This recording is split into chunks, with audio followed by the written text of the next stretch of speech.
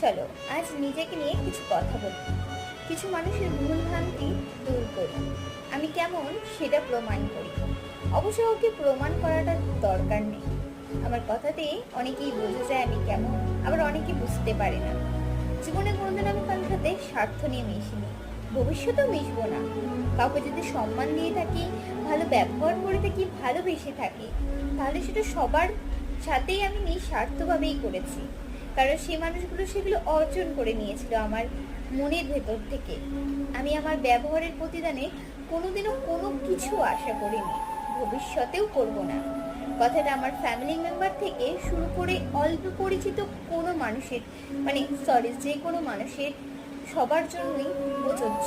তাই আমাকে নিয়ে খারাপ ভাবাটা ইজি, কিন্তু ভালো ভাবাটা খুব কঠিন। মানুষকে নিয়ে ভালো ভাবার চেষ্টা করো, মোটেও খারাপ ব্যাপারটা না।